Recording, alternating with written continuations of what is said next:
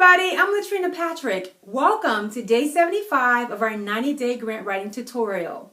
Well, today I want to pick up where we left off talking about accessing state and local funds. And yesterday we talked a lot about that, about accessing, networking within the state departments and getting in touch with those people who are in those departments that fund the type of program that you run. And I want to pick up today with some other networking opportunities for you, especially as it relates to accessing local funds. So the first thing is you should network with community organizations. This is an extremely beneficial strategy. I have run several nonprofit organizations, and I've also been over programs for smaller or even larger nonprofits. And this is one of those strategies that I spent a lot of time with. It's so helpful. And what I mean by community organizations, it could be Kiwanis, it could be Rotary, it could be local chambers of commerce.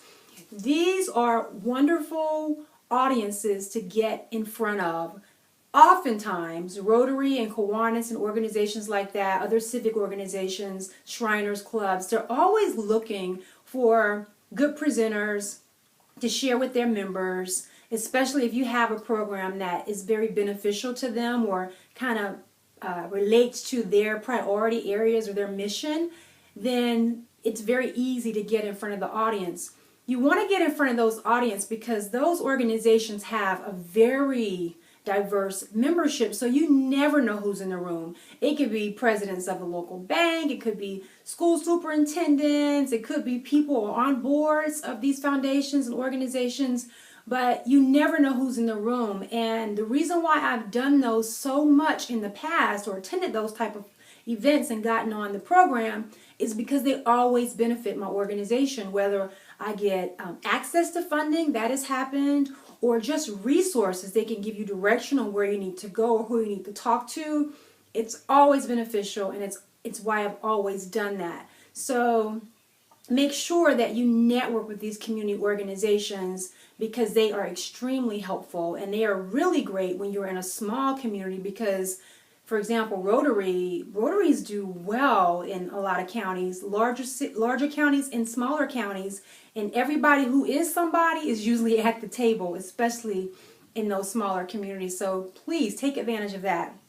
The other thing is to network with other grant seekers. So people who are accustomed to applying for lots of grants on a regular basis, they typically are going to be helpful. So when you approach people who do this and seem to do it very well, and you notice their programs are very well funded, ask them questions. They'll be glad to help you. Most people in this type of service industry are very helpful people, and they're so accustomed to working collaboratively. You kind of want to avoid organizations that may be in a position to compete with you for funding, but in general, other grant seekers are going to give you great tips to help you out.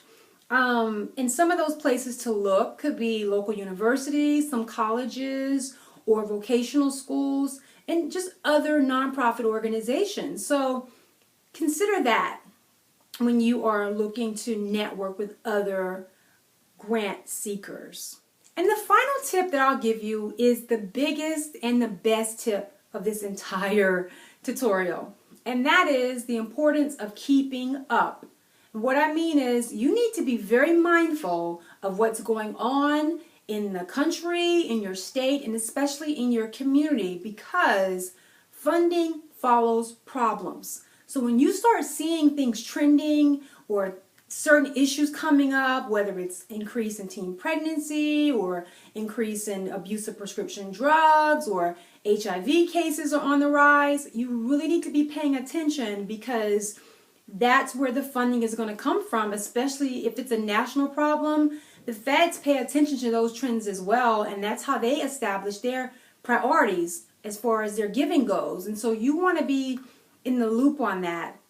And so what you need to do is to make sure that you are ahead of that and that you're paying attention and that your program is already trying to respond. Your program is in a position to offer solutions to rectifying that problem, especially on a local level. So pay attention to those things and get ahead of it because, there was a time when drug abuse problems weren't funded. But now there's money coming from all over to do that because, the issue just kept popping up everywhere. And quite frankly, it's one of those issues where everybody is affected in some way or another, whether it's directly or indirectly. So remember, funding follows problems.